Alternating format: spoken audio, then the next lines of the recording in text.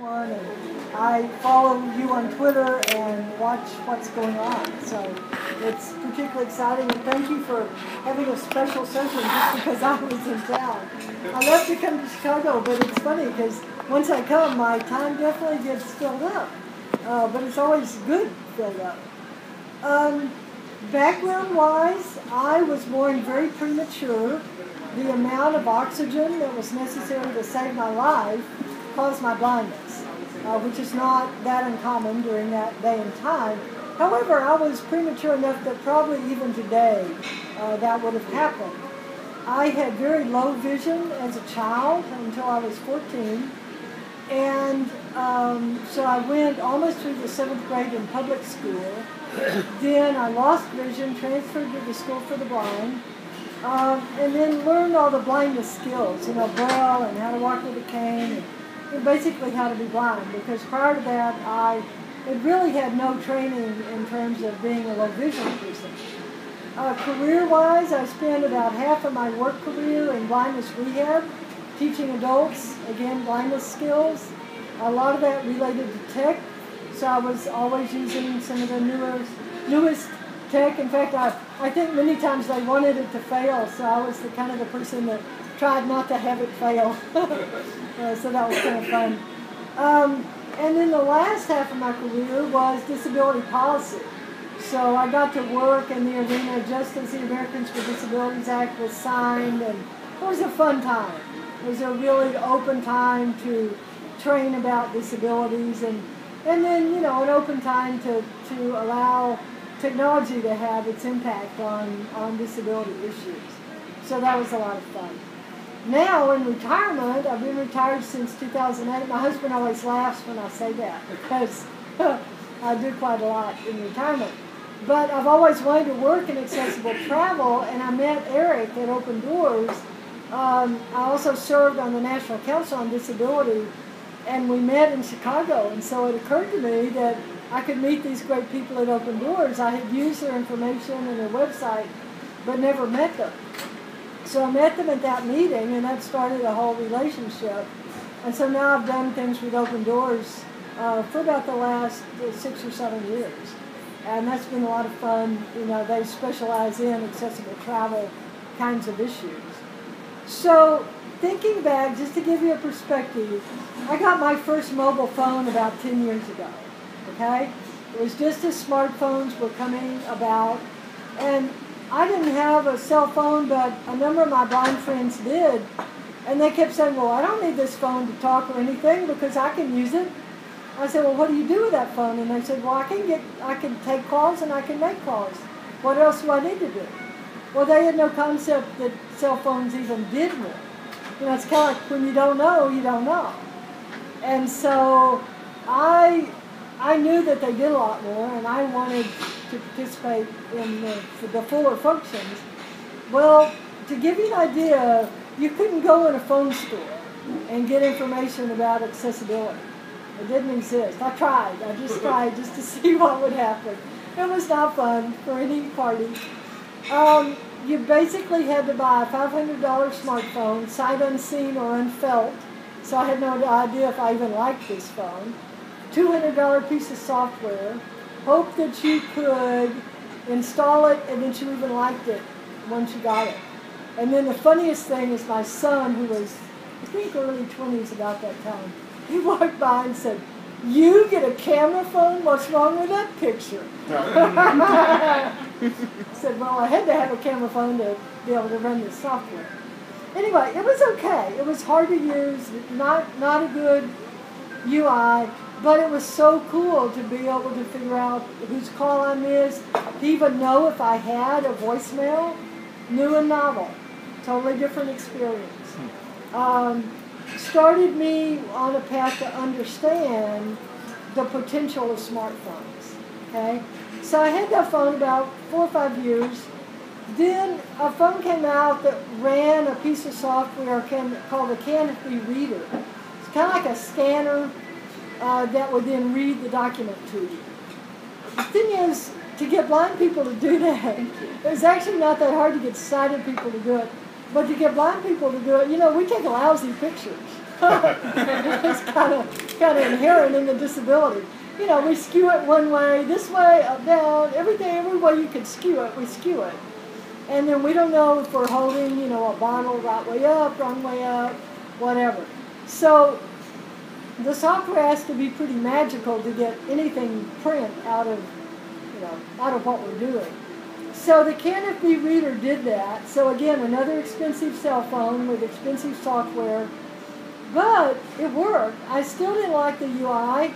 I didn't like it hardly at all, but I loved the reader. Well, I'd had that phone maybe a year and a half, and it was an okay phone, like I said. And then I went to a meeting at what was then the Continental Advisory Committee, and Jared Miller, who now is with the Falcons IT department, and so now I talk to him about sports apps, which is fun. But he asked at one of our meetings if the Continental iPhone app was accessible. Well, I was the only blind person on the board, and I said, you know, I don't know because I don't have an iPhone. And I went home and I felt so bad about that. And so one day I told my husband, you know what, let's go to the Apple store. Oh, what I did was I sent him the Apple guidance on making your app accessible, which he probably already had. And I said, you know, this is a really bad answer to your question, but right now it's the only one I have. But anyway, I told my husband, I said, look, if they can sell this appropriately to me, I might end up buying an iPhone. Because I knew I could still use the reader on the old phone, even if it wasn't a phone. So I thought, well, I could do that. And so I went in, and indeed, they treated me truly like a customer. They didn't have to go find somebody special that knew the special way to do the voiceover and all that stuff. The only mistake I made is Apple stores are notoriously noisy, and so it was very hard to hear. So now the word in the blindness community is if you're going in there, take your earphones with you, because it really does help with understanding things. But one thing I clearly remember, she said, what do you want to use the phone for? And I thought, boy, is that a stupid question. So I said, a phone? And of course, I'm sure she just laughed because, you know, that's the telltale question that the person has no idea of what all they're buying. And so she sold it to me appropriately, knew voiceover, knew how to turn it on, trained me to some extent. I was very happy with it. There definitely is a learning curve. And Apple basically had to teach all of us that we could use a flat screen device because none of us had ever done that. We had also never used a device based on sound alone. We always had, you know, something tactile like keys. So it was a very interesting experience. It was frustrating to learn, but you just have to realize you're not going to learn it all at one time. And fortunately, there was a couple of books that came out on using your iPhone with VoiceOver, one of which I got, which was very helpful. And so I began, you know, to explore and to learn, and wow, it was amazing. Most times when people talk about accessibility, they just do one or two things. Things like calendars never get done because they're hard. Things like maps never get done because they're hard. So, you know, it's oftentimes you get part of the device but not the whole banana. Well, Apple being a walled garden, being the maker of the hardware and the OS and the screen reader and the apps, did an absolutely career-changing, bar-setting approach to accessibility. I never thought I would actually hold in my hand something that I had been describing for years called a device that was universally designed, particularly one that did as much as the iPhone did. They gave us that. We now not only can talk about it, we can demonstrate it. And I still am amazed. I certainly learned, you know, a lot of the techniques. The way Apple does it, in case people don't know, is obviously if I touch something and activate it, I wouldn't know what I touched until it was already activated. Well, that doesn't work very well. So they broke it into two steps. When I turned VoiceOver on, and I touch an icon, it highlights it but does not activate it. So it takes a second tap to activate it. Then they also did something really cool with typing. Double tapping each letter when you're typing is really not too fun. So they discovered that that didn't work very well. I have to say that I have no doubt but what Apple did an incredible amount of really good user experience testing as they developed all these accessibility features. They could not have come up with the things that they did without doing that. The other invention that they made is something called a rotor. Remember on the iPods when you had the circular menu? Yeah. Well, they sort of mimicked that with a twist motion. So if I put my thumb and finger down and twist my wrist with VoiceOver on, it brings up a lot of things that I can adjust, like speech speed, punctuation, how much of that I want spoken. For web browsing, it brings up headers. So the coolest thing is like when I'm using Safari, and it's kind of hard to use Safari on a small screen, but if I know somewhat the makeup of a site, or even if I don't, I will just turn my rotor to headings, and then once you get to headings, you just flick down, and that jumps you from one heading to another. It is sweet. And in fact, every time my son now sees me use that, he says, "Everybody needs a rotor." I said, "You have it, turn on VoiceOver." He doesn't think that's too funny. And he doesn't do it. He just keeps complaining that not everybody has a rotor. And then they throw in some surprise things. Most people who try to learn VoiceOver have trouble with typing. What they did with typing to make it better is to create something called touch typing. What it is when I bring up the on-screen keyboard and I have touch typing invoked, which you do from the rotor, I can run my finger along the keyboard to find the key I want. Instead of double typing, all I have to do is lift my finger up, and it chooses that key. So instead of tapping down, you just go up. Brilliant. Yeah. Actually, a number of us are pretty decent typers.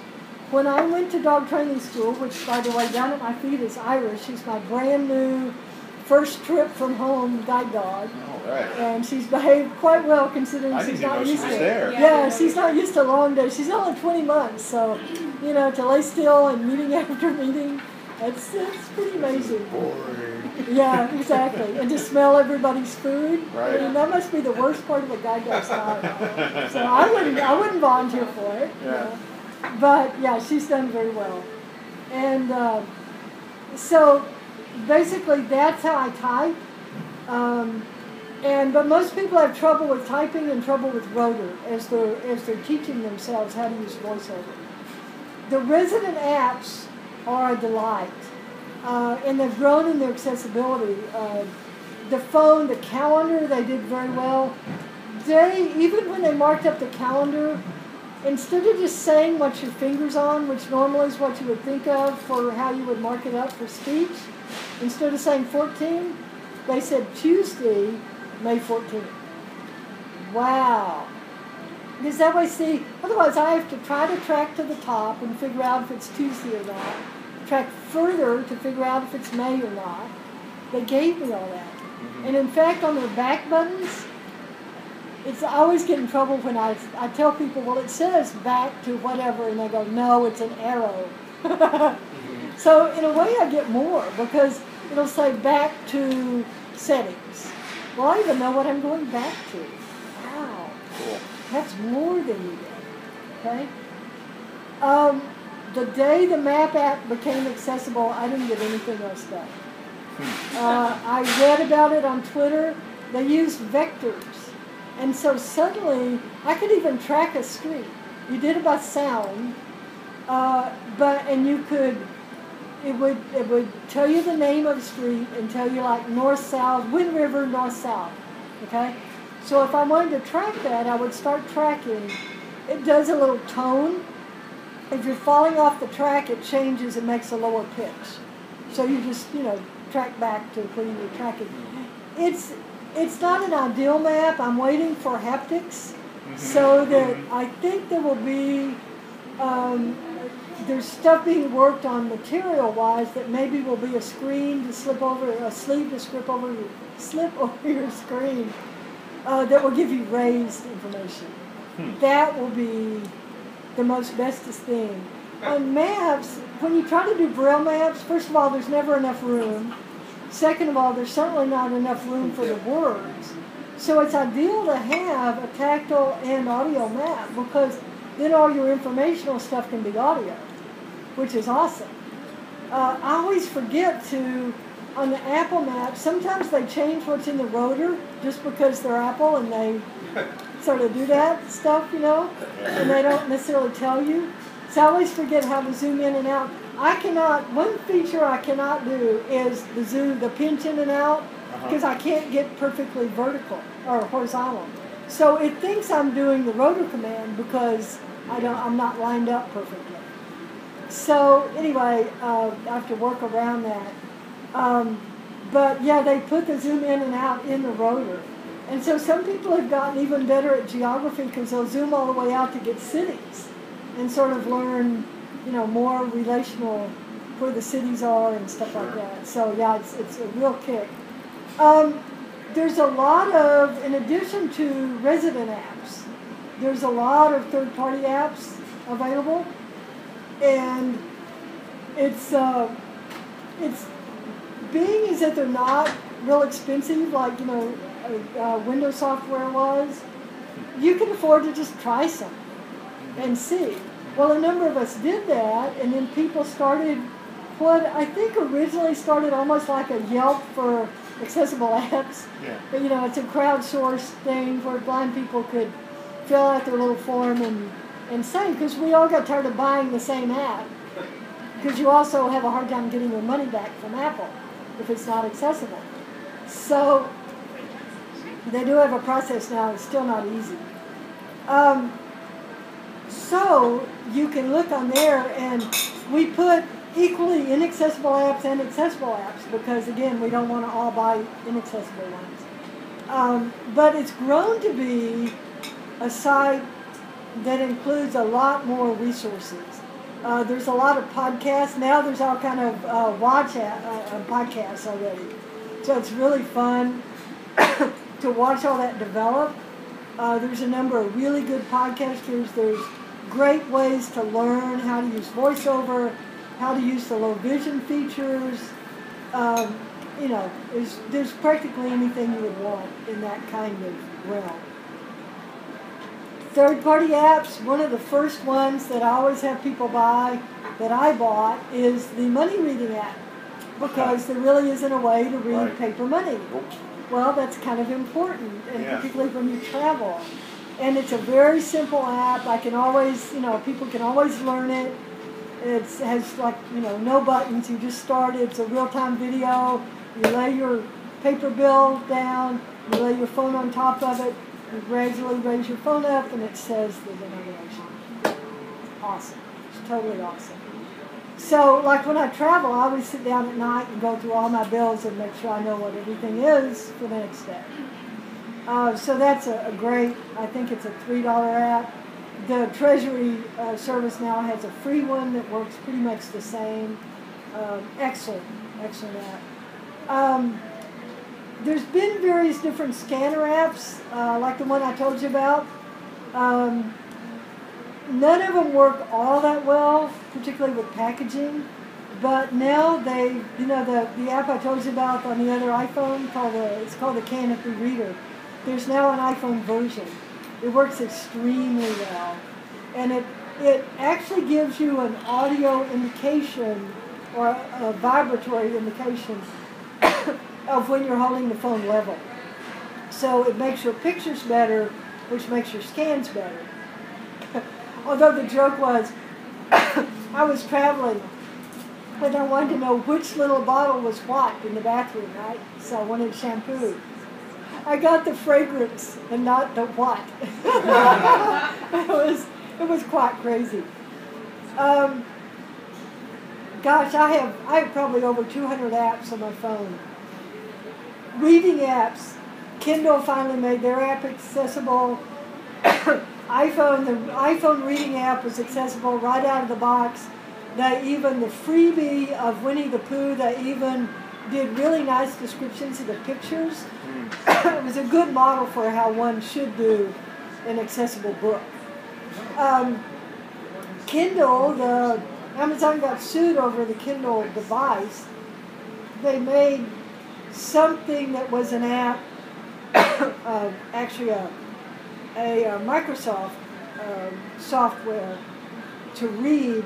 The first thing they came out with only read the articles. It's like, well, if I can't open it, then reading it doesn't much matter because I can't get to it without help. So there was a lot of that stuff going on. Then they made this software, and it gave me headaches. There was actually about a 3 to 5 second pause at the end of every sentence. And it didn't actually change much, even when you sped it up. You couldn't speed it up much, for one thing. And even when you did, the pause didn't change. It's like if I had to read this going to college, I would drop out. So, there's a new app that I thought you all might like to hear about. It's called Be My Eyes, all written together. It's a real-time video crowdsourced assistance app for blind folks. Blind folks always have hundreds of vision questions. Are these my black pants? Does this tie match this? Or what's the instruction on this package? On and on and on. What medicine is this? Et cetera, et cetera, et cetera. What captcha is this? That's the classic one. Yeah, we all hate captions. Captions are absolutely terrible. Audio captions are equally bad, in my view. I rarely, my threshold is if I can't do it after 3 tries, it's terrible. And I've never found one yet on an airline app that I could do. So they don't work. Anyway, this has been out for a few months. I noticed that Product Hunt gave them a huge plug.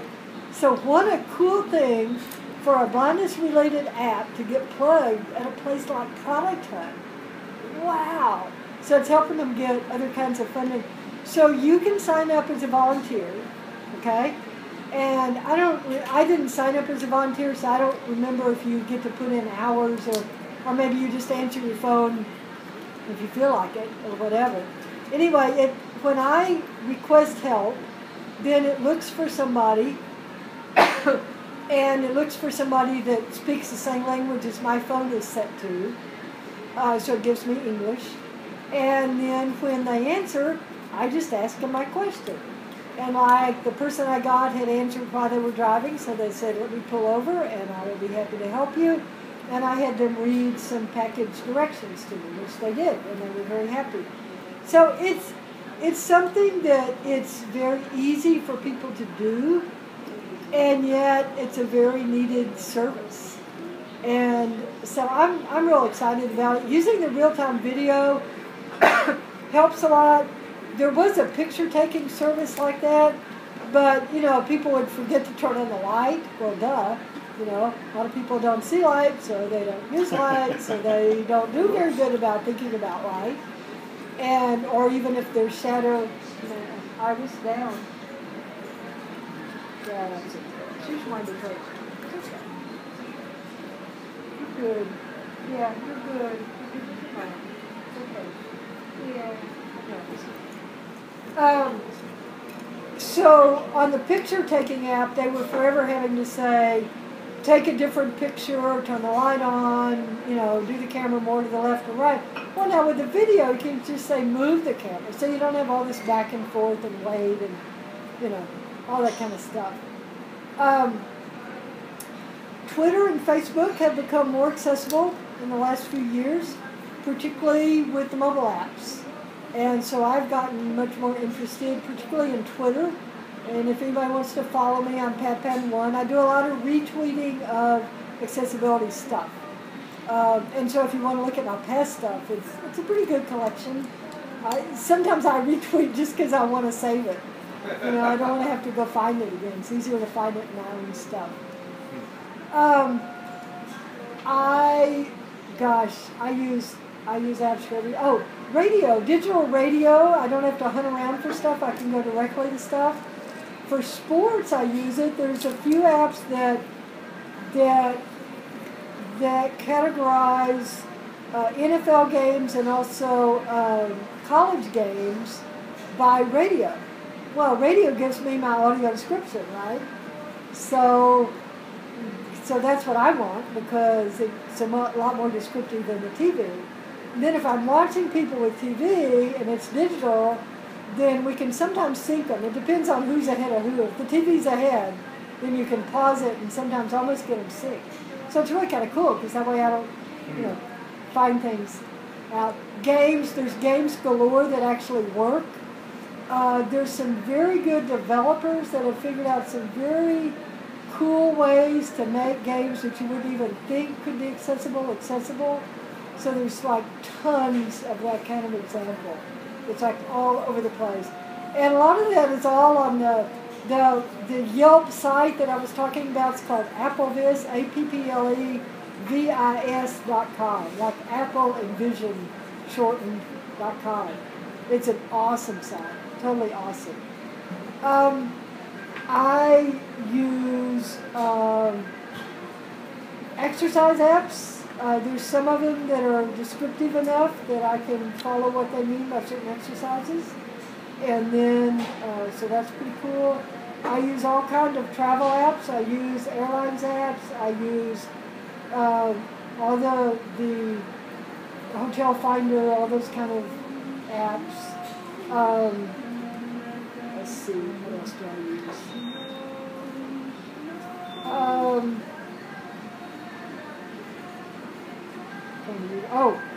One of the most fun things, if you've been on Twitter, we finally got Netflix to add in audio description.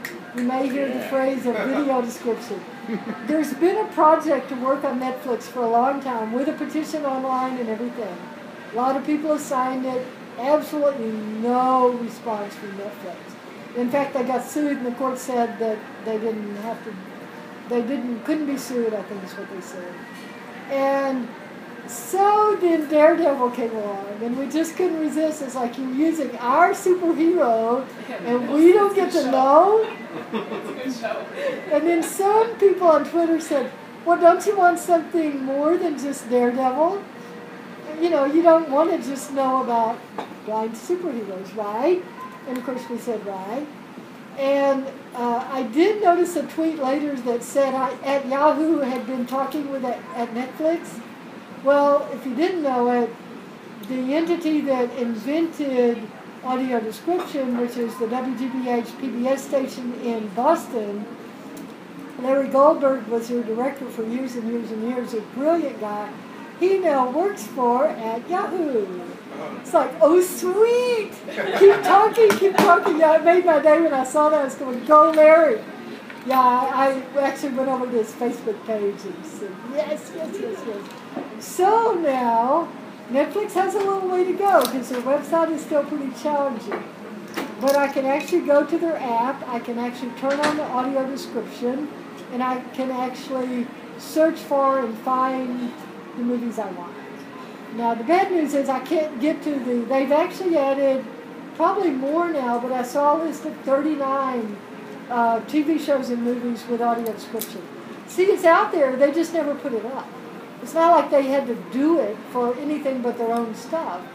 Most nationally released movies have, you'll hear it called video description most commonly. Netflix calls it audio description, same thing. So they describe what I'm missing. Okay? And in fact, in Daredevil, they even describe the technique they use where things are reflected in his sunglasses. They even describe that. Which I thought was pretty cool. That's pretty detailed description. The challenge for description is they have to fit it into the pauses. Okay? So a lot of times, they want to describe a lot more than they do describe because they're limited in terms of that. But yeah, I thought it was a wonderful demonstration of what we can do through Twitter and some other things to have won on the Netflix. You know, it was like all over. And then you could tell they were about to pop their buttons because they did a bunch of coming soon tweets. You know, it's like, well, you don't do that for bad news. So anyway, it definitely kept us interested. And I actually even watched Daredevil, which I wasn't going to do, but I was going, okay, if they did it, I'm going to watch it, and then I'm going to tweet about it because I want them to know there's people out there that watched it. A number of other services are quite accessible. Uber's app is quite accessible. Instacart, which is a delivery service, is quite accessible. The thing that I really wanted to say today is, you know, I think when people hear about access to mobile devices, they tend to think about, you know, it's really good that blind and people with disabilities are getting some of the same convenience as we are. Well, that's not untrue. But the difference is there are things that the phone enables me to do that weren't possible for me to do. So it's way beyond convenience for me. I didn't have another way to read paper money. I didn't have another way to get help reading directions on a box of food. You know? It's given me those opportunities. The other thing that Apple really did in really embracing universal design was they taught us that we could do a lot of things, but they even have employees who work as floor salespeople selling not to just people with disabilities in their stores who are blind. Well, that's just pretty awesome. Yeah. It's really pretty awesome. And, you know, they've maintained the commitment over time. I use a really nice GPS app.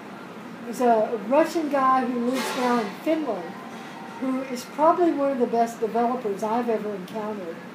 He took the Foursquare data and built a GPS app specifically geared to blind people. And it is totally awesome. It tells me the streets, so now I don't have to count streets and wonder if I got off or not. It will, you know, it tells you a lot of usual GPS stuff. I have these neat, cool headphones. I wanted to bring them, but my backpack was too full. They're a little fragile. So I figured the only way I could bring them was to wear them, and I didn't want to explain them at TSA. So they go around the back, and then they come up here. They sit right here.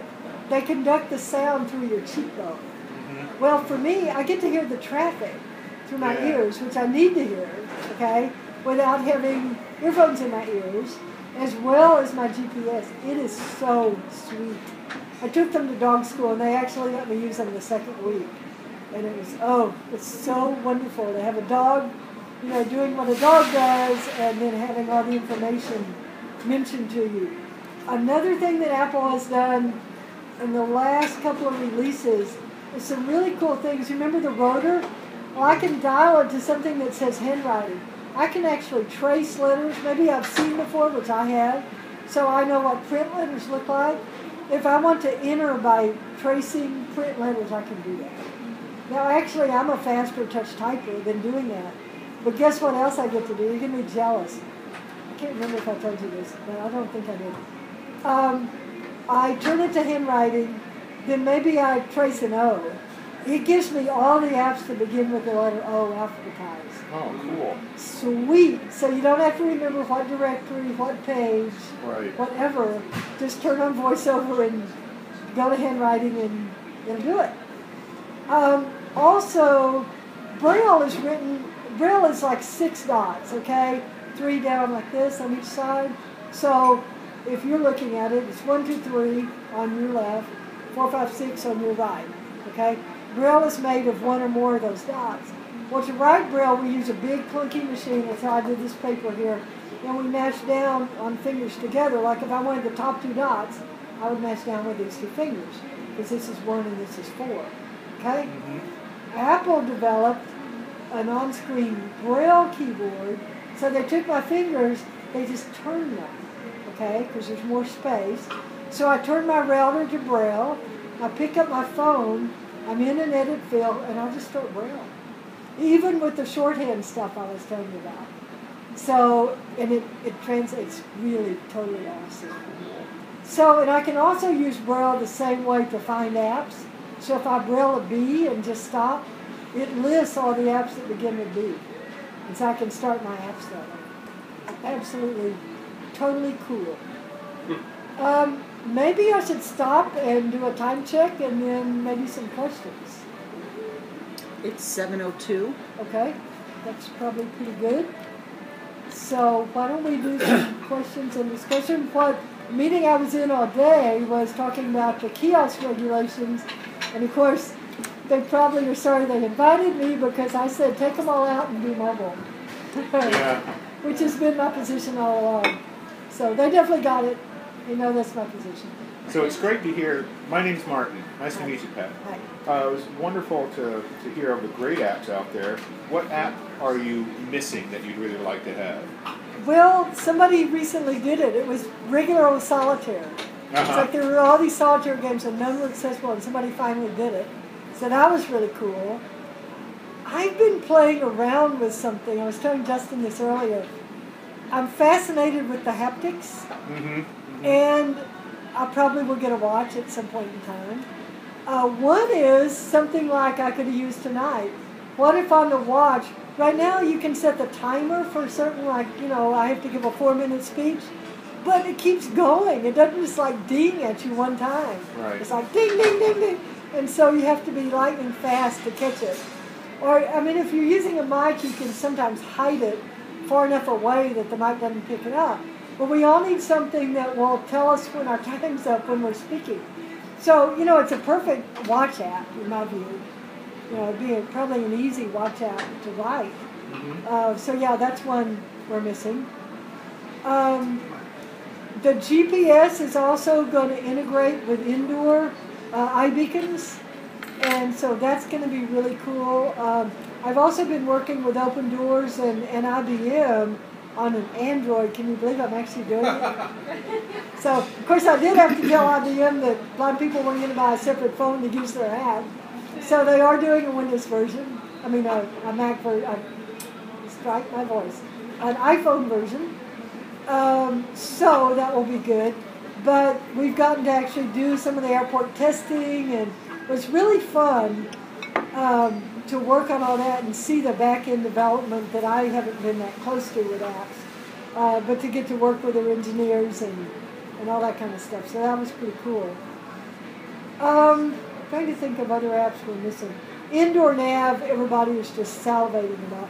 I wish I even had something that I could drop my own points at. You know, even if say a hotel didn't have iBeacons, if I could somehow drop a point using their Wi-Fi or whatever and label it myself. So that way I could have wherever I actually went, like the front desk and my room and, you know, the gym and the restaurant, and, you know, by a day or so I would have, oh, I have to tell you this funny thing. I was cleaning out my GPS app because I had all these personal waypoints that I had marked. Okay, it wasn't a name of a business, but I had an overwhelming number of certain things marked. Okay, it wasn't a bench. So guess what thing I might have? I mean, a huge number. Probably 90% of what I had labeled as personal things were these things. Don't know. I have a guide dog. Oh. What do I need to find? Places Trash to let it cans. pee. Yeah. Trash cans. Oh. Trash cans are actually harder than the places, believe it or not. And I think all outdoor trash cans should be forced to have iBeacons. So, yeah, it's kind of fun. But, yeah, you know, I labeled a lot of outside stuff, but, you know, not yet on the inside. So, other questions? Hi Pat, I'm a developer at Northwestern University in the Chicagoland area. Great. I was really intrigued when you talked about Uber being accessible. We're working on a mobile app right now for students who are concerned about their safety walking late at night And so we're going to present them with a map to kind of specify their destination and then set a timer about, if they don't reach their destination, having canceled the timer, then maybe we notify campus police. So as a developer, I'm challenged by how to kind of make a map accessible, how somebody could specify their destination on a map. And so I'm wondering if you could speak to that. Well, I wouldn't say that the Uber map works in particular, but they give you the time estimate. Okay. And so it's not as important to see them coming as it is to know how long they're coming. Before, during the period of time that cell phones were coming in and pay phones were disappearing, a lot of people had big headaches because if you hadn't bought a cell phone yet, you would miss your taxi, you would go inside, you would have trouble finding a payphone, and your taxi would come and leave you. And then you had a real problem because you had no phone and no taxi. So, anyway, I would really look at the access of the Apple Map. Okay. I am truly intrigued at how well they were able to do that. The other thing is that, not last year's WWDC, but the year before, they did a hotel map for their convention that I salivated at. I wasn't even there, but I was just listening to the session. And they had like a, what do you call the box where you can flick through and it changes? A combo box or something like that. Anyway, for example, if you were at break and you wanted to know where the coffee was in the list. So you could turn that option on and off, which makes a lot of sense. I mean, there's certain things you always want on, like elevators and stairs, things like that, that you always want. They didn't have like the walls drawn, but you could get relational things, like you knew on the other side of the escalators were certain meeting rooms. Okay. That is a huge amount of help in an inside environment where you have nothing. Initially Uber had trouble. Their rating system wasn't accessible. But now all that's labeled well. Open Doors has worked with them too because part of their problem was that riders could rate you. Well, if I left any dog hair in their car and they didn't like dogs, they probably rated me low, And so they started Uber Access, which is Uber X, I think. Anyway, I can't remember exactly what it's called on the app. But those drivers have had more training on disability, and they've agreed to have guide dogs and things like that. There's still some problems where people don't want to pick up guide dogs. It used to be true in D.C. I don't know if it's still true. I haven't been there recently. But to catch a regular taxi in D.C. with a guide dog, you had to actually send a person out without a dog, a decoy, to actually get in your cab and not let it go, and then you walk out and get in the cab. That's how bad it was, because they would just drive off. Some other future things, I'm really watching 3D printing. I am so intrigued, I can't even begin to tell you. We're having a lot more pictures developed in 3D, a lot more museum things. Think of things I can't touch, but there could be models of. All my life when I've traveled, my husband is a great model finder. We hit the cheap curio places because I can get a model of the Willis Tower or the Empire State Building or wherever, before, so I know what it's like. Because I can't get that perspective in any way. But think of historical things that you couldn't touch, that you could make 3D model. It's just, and schools are now using it. So anytime one school does pictures of a book, they share their files. So now all the schools can have it in printer. Oh, sweet. As I could spend the rest of my life being just 3D printed and be very happy. I don't even have one. I just like following it all. The whole medical stuff, I mean, we're finding ways to bypass. There's a really nice summary article recently on the work on vision, So they're basically bypassing your eye, making your device, your eye, your camera, and sending the signals to your brain. And they've got it to the point where it's pretty crude vision, but it is some vision. You could probably avoid crashing into big objects. You could follow a grass line and a sidewalk, you know. But they know exactly what it is that they have to conquer to make it better, and they know they can get there. It's, wow. It's like amazing. So are there implants to receive those signals, or how do they transmit from the device I think to your right now, head? yes. Yeah. I think that's correct now. So it's such an interesting world. I am also very fascinated. Elizabeth started me on this realm in the whole user experience testing and having people participate like a regular user and having that be part of what companies do. I know it's getting long, isn't it? I'll let you sit up. How's that? It's been a long day for this one. But yeah, it has so much strength. I'm going to do some quote testing for Virgin America. So I was challenging Elizabeth to give me user experience language so I can change how I talk from testing to user experience, because they have a background of doing user experience stuff. And so I want to try to tap into that and make it be that, even though that's not exactly what they asked for. A couple of other things.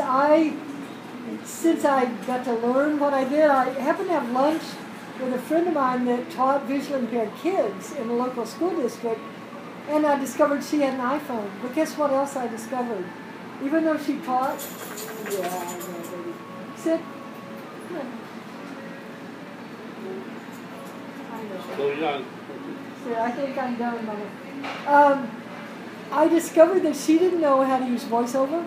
She didn't know how to use it with her students.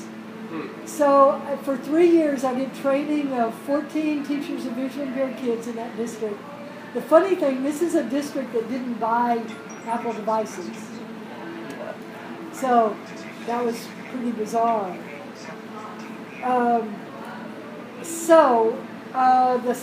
The first year, 2 teachers had Apple devices and didn't know how to use them.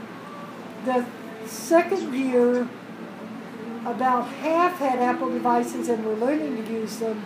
The third year, all but one had Apple devices and had used them with students.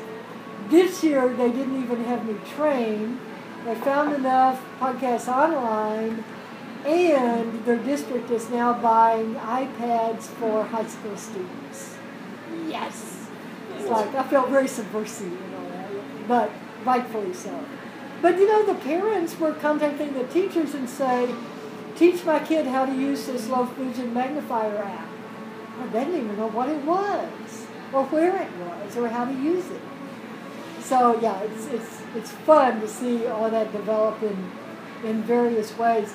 The other group I teach is some older people than me who are totally blind and have low hearing. And it is a stitch. It is loud. Yeah. It's very loud. They can't use earphones because of the hearing aids. Most of their mistakes are lack of hearing. It's been very challenging, but they love Siri. And their mouths say things like, I don't want to do none of that internet. But then they'll say, but I found this YouTube song I like. But they're using Siri to search, or they're using the YouTube app to search. And they don't realize that they're really on the internet. So I don't tell them. Don't tell them.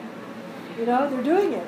So really they're wanting what people tell us all the time. We want it to be easier. We want it to meet our needs, and we want it to do what we want without having to know where I am and what I'm on. So yeah, they teach me a lot too, so it's really fun. So, okay.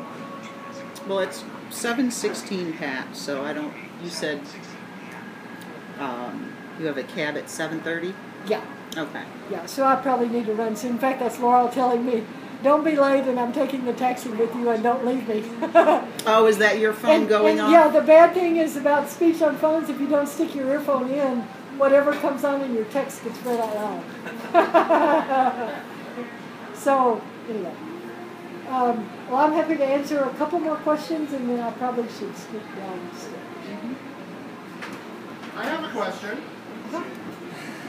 I'll come up this way I can hear myself here. There is obviously you're big on Twitter, and so am I. There is a app called Easy Chirp. Do you use it? Do you like it? I mean, just so everyone knows, Easy Chirp is a web-based Twitter app that basically allows you to provide alternative text for images that you put in your posts. Do you find it convenient? Do you I like don't what it tend to does? use it just because I tend to use Twitter on my phone. Okay. And so, but I love the fact that it allows the description of text or pictures, etc. And I wish Twitter would do better about that. Yeah. That's a real failing of Twitter and something I think they need to correct. Particularly now that they let you retweet the things and have the extra spaces to talk. Right. So yeah, that's a weakness. And like a lot of blind people won't retweet things with images because we don't really know what those are. Right. You know? And which is probably a good policy when you think about it. So, but yeah, it's a very good effort. I just wish there's another one that I love that I wish was on iOS, and that's the description app that allows you to go describe YouTube videos. You describe? Yeah, you describe. Yeah. And I think it's a cool effort. I know that guy. He's a really cool guy. He cracked me up. He said growing up he always wanted to be a lumberjack. I laughed out loud at that tweet. Actually, I could see that guy as a lumberjack. That's what was actually so funny about it. But he's this great scientist. Is that Josh Mealy? Yeah, he's a cool dude. He's a real cool dude. In fact, I thought when I'm in San Francisco, I'm going to call him out when we get together. It'd be fun. But, yeah, there's just such exciting things happening. But, you know, it's as good as the access is. And so, you know, anybody that can interface with Access, like you guys with the meetup, the Global Accessibility Day, whatever you can do to keep the fire lit and to help people understand iOS access is not that hard. The more tools there are for web access, the harder it is, I think, for access. But iOS access is actually not that hard. And so actually that's why I like working in the mobile area so much, because I think it's easier to get stuff. Now the bad news is it's easier for it to change. So we all hesitate when there's new updates to apps that we use frequently. And so do we. Yeah, but what we do is we figure out who blinks first on AppleVis. Right. You know, you keep going to check and see if somebody's knuckled and then what they're going to say about it before you have to change or not. And yeah, some of us hold on to some old apps because we figure, you know, they're dead if we update them, so we'll see how long they last. So yeah, we play that game a lot. But thank you very much for coming at a non-regularly scheduled time. I'm impressed that you would. And I love Chicago more and more every time I'm here. And I think even Iris likes Chicago. She actually laid down again. So that's a good thing. Well, thank you for presenting for us and sharing your experiences. Thank you. Thank you, Pat.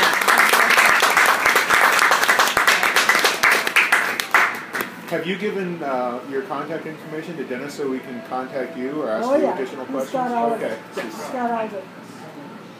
Oops, come here, big dog. Little dog. There we go. You got things. It's all right.